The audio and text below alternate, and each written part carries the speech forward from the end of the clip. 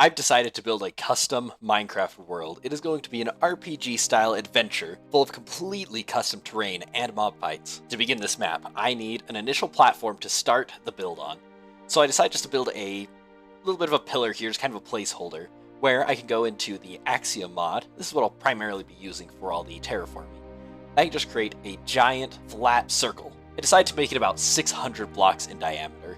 It's not going to be super huge, but still big enough to do everything that I would like to. From there, I'm going to start adding some custom terrain and mountains. However, I want to do the bottom first. So I want it to be a floating island, so the bottom is going to have like kind of mountains and formations coming from underneath. The easiest way I've found to do this is to start with it right side up, add all the terrain, and then eventually flip it upside down.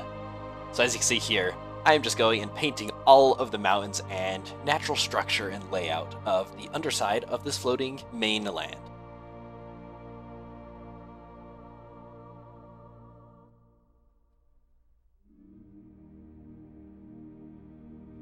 Now that I've got all the main mountain formations in place, it's time to smooth it out and just start polishing it a bit.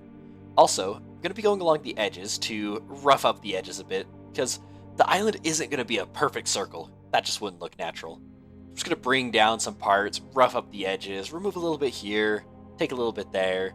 I might even add on a little bit as well. Now the trick is to get this looking as natural as possible. So I'm going to add these layers, and then afterwards I'm going to smooth it down a bit just to blend it together. Because right now it sticks out a bit.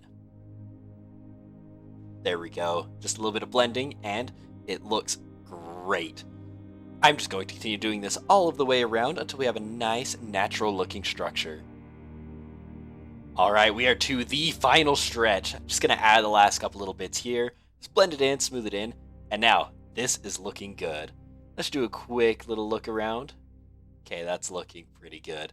Alright, now it's time just to smooth some of the mountains that are underneath this, going to be underneath this island. So there's a lot of weird valleys, some rough edges.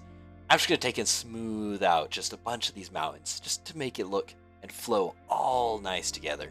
Alright, with these final touch-ups in place, it is looking great so far. I could not be happier. Now comes the fun part, but not so fun for my computer as it has to render all of this. I'm just going to select the entire floating island, and just give it a nice little 180 flip. Now while my PC considers its life choices, it is time to think about texturing and shading. Nature is rarely perfectly uniform and a single color. So to do this, I'm going to use a lovely auto shading tool that is here in the Axiom mod, just to get the majority of the shading done. Now the first attempt didn't work, because I had to turn up the render distance as if my PC wasn't already suffering enough. And now second attempt, it is looking beautiful. I'm not going to leave it there, however, because why stop when something is good when it can be great? So my idea with the underside of this mountain is to have the various valleys be much darker while the mountains themselves are much lighter color. That also applies to the outside. So I'm going to lighten up all of the outside, give a nice gradient, make it flow into the other darker colors that I have. I'm just going to steadily work my way all of the way around.